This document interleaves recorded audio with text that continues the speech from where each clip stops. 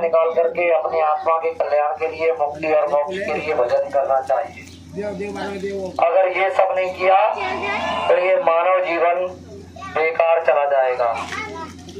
इसलिए मनुष्य को ये विचार करना चाहिए कि मैं कौन हूँ, कहाँ से आया हूँ, और मरने के बाद जब तक ये मनुष्य शरीर सांसों की पूंजी पर आधारित है तब तक ये शरीर टिका हुआ है। जिस दिन सांसों की पूंजी खत्म हो जाएंगे उसी दिन ये मनुष्य शरीर धरातल से गिर जाएगा। चाहे आप अपने घर में बैठे हो या ट्रेन बस में यात्रा कर रहे हो या आप हवाई जहाज में उड़ रहे हो, सांसों की पूंजी निश्चित मिली है। 24 घंटे में 21,600 सांसें मिलती हैं और उनको खर्च करने के लिए महापुरुष ने बताया है कि बैठे 12, चले 18, सोबत में 32 और विषय वासना 64। इस तरीके से 1 मिनट में सांसें खर्च की जाती हैं।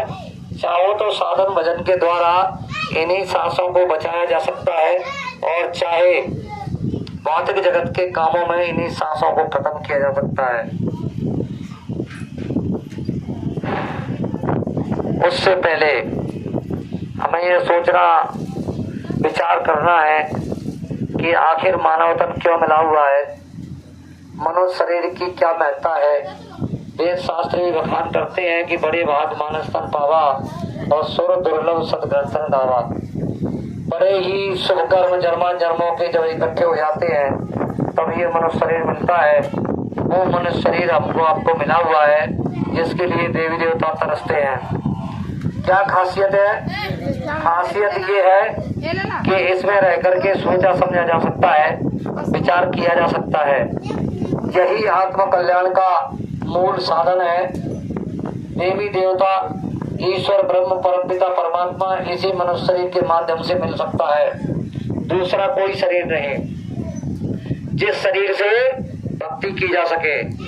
इसलिए जो समय बचा हुआ है उस समय का सदुपयोग किया जाए और सांसों की पूंजी को अब भगवान के भजन में लगाया जाए, जिससे ये मानव तन मनुष्य शरीर सार्थक हो जाए। अगर आपने ऐसा नहीं किया तो फिर 4 खान 84 लाख योनियों में ये जीवात्मा भटकती रहेगी और जन्म दर जन्म इसे मिलते रहेंगे। कभी पेड़ पौधों की योनि में, कभी पशु पक्षी की योनि में, कभी कीड़े मकोड़ों की योनि में। इस तरीके से ये जीवात्मा भ्रमण करती रहती है। 84 लाख योनियां बताई जाती हैं। 84 लाख में योनियां भोग योनि है। कर्म योनि केवल मनुष्य शरीर है। इसी के लिए हाथी के दांतों के खिलौना बने भांति भांत, पागल की खाल तब उसी के मन भाई है। सावर की खाल को बालक सिपाही लोग, वेलन की खाल राजा, सिंह की खाल को उड़ते हैं योगी जति, शेरी की खाल दोनों पानी भर लाई है। कहत कब दया राम प्रभु के भजन में नाम, या मानुष की देह कछु काम नहीं आई है। इसलिए प्रेम भाई बहनों, किसी भी गुरु से भजन करने का रास्ता लेकर और अपने को ईश्वर की तरफ मोड़ देना चाहिए, धर्म की तरफ मोड़ देना चाहिए। नहीं तो ये समय क्या गुल खिलाएगा और ये कर्म किधर ले जाएगा कोई ठिकाना नहीं है। समय से जागो, समय से चेतो। बाबा जय गुरुदेव जी महाराज समझाते हैं कि अगर आपने ये सब नहीं किया तो फिर आपको तरह तरह की यात्राएं झेलनी पड़ेंगी और ये मनुष्य शरीर दोबारा से मिलेगा नहीं। जब कोई गुरु मिल जाए तो भक्ति में इस मनुष्य शरीर को लगा देना चाहिए, जिसके लिए कौल वचन इकरार वादा करके आए हैं। उस फायदे को निभाए और प्रभु कृपा करो ये भांति और सब तज भजन करो दिन राति। सब कुछ छोड़ करके मैं तुम्हारा ही भजन करूंगा। और जब ये मन बदलने लग जाए, भजन की तरफ मुड़ने लगे, तो प्रिय भाई बहनों, इस मनुष्य शरीर को साकार की तरफ ले जाना चाहिए। अंडे मछली मांस शराब का भूल करके भी सेवन नहीं करें, क्योंकि कहा गया है कि जिस पशु पक्षी का मांस आदमी खा लेता है, आपको पता नहीं कि किस जानवर को कौन सी बीमारी लगी हुई है और उसके वायरस बैक्टीरिया जिससे लग जाते हैं तो बीमारी जानवर की है। आदमी को जानवर की बीमारी लगी हुई है, डॉक्टर के पास जाएगा, डॉक्टर आदमी का इलाज करेगा, मर्ज मिलेगी नहीं, लाखों लाख रुपए खर्च हो जाएंगे, अंत में मानव जीवन से हाथ धोना पड़ेगा। इसलिए किसी पशु पक्षी जानवर का मांस नहीं खाना चाहिए और किसी को नहीं काटना चाहिए। हमारे आपके शरीर का अंग अगर कहीं भी कट जाता है तो बड़ा दर्द होता है। रामकृष्ण ऐसी अवतारी अब शक्तियों को मारने काटने का दोष लग सकता है तो फिर हमारी आपकी तो ताकत क्या है। इसलिए अपने आप को शुद्ध शाकाहारी रखें और किसी भी पशु पक्षी जानवर का मांस नहीं खाएं। मांसाहारी मानवा प्रत्यक्ष राक्षस संग और इनकी संगत मत करो, परत भजन में भंग। बाबा जय गुरुदेव जी महाराज कह रहे हैं, मेरे पास तमाम लोग आए अपनी अपनी शिकायत लेकर के, तो बाबा जी ने बताया समझाया कि सभी बुराइयों की जड़ शराब है और धर्मशास्त्रों में लेख आते हैं कि गंगा जल कृत वारुणी जाना और तदपिन संत करें तय पाना।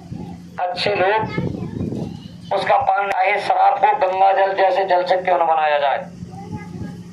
मछली के लिए कहा गया है कि तिल भर मच्छी खाकर कोट गऊ दे दान और काशी करवट ले मरे निश्चय नरक निदान। अगर आपने किसी पशु पक्षी जानवर का मांस खाया और मांस वो मरे हुए जीव जंतु का है और मरा हुआ कोई भी जीव मुर्दा हो जाता है, अपने घर परिवार में अगर कोई आदमी मर जाता है तो उस मुर्दे को कहाँ जलाने के लिए ले जाते हैं? शमशान घाट। और आपने पेट को ही शमशान घाट बना दिया तो महापुरुष समझा रहे हैं कि प्रकृति और नेचर और ईश्वर आपसे सख्त नाराज हो जाएगा और जब वो नाराज हो जाएगा तो उसके परिणाम स्वरूप जो आपने कृत्य किया है उसकी सजा आपको भोगनी पड़ेगी। इसलिए ऐसे बंधन से केवल महापुरुष ही मुक्त करा सकते हैं जिसके लिए गुरु की आवश्यकता होती है।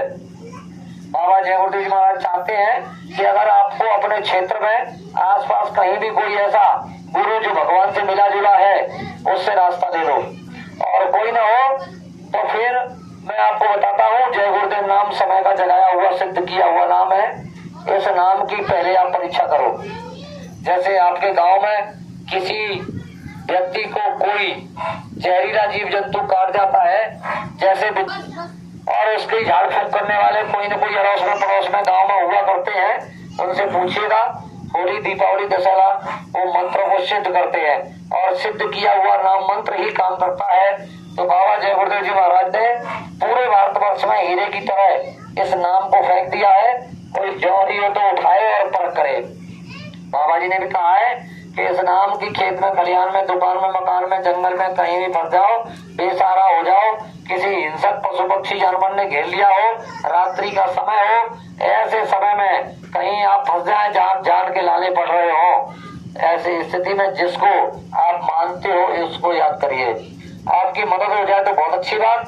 अगर कोई आपकी मदद करने ना आए तो बाबा जी ने कहा है कि जय गुरुदेव नाम प्रभु का, जय गुरुदेव नाम प्रभु का, जय गुरुदेव नाम प्रभु का केवल 10 बार उच्चारण करना, 1 मिनट का भी समय नहीं लगता। अगर आपकी मदद हो जाए तो मान लेना कि समय का जगाया हुआ सिद्ध किया हुआ नाम है।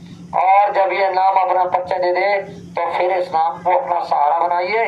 इस नाम का सुबह शाम जितना समय मिल जाए, 5 मिनट, 10 मिनट, 15 मिनट, आधे घंटे, और एकांत में बैठकर जय गुरुदेव नाम का जप कीजिए। जब आपने ऐसा किया तो आपके जीवन की दिशा और धारा दोनों ही बदल जाएंगे।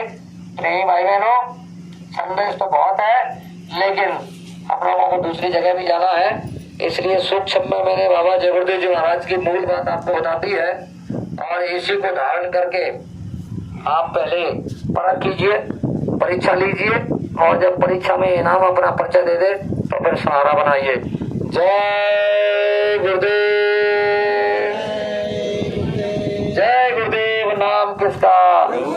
प्रभु का पावन नाम, प्रभु का सच्चा नाम, कलयुग का जागृत नाम।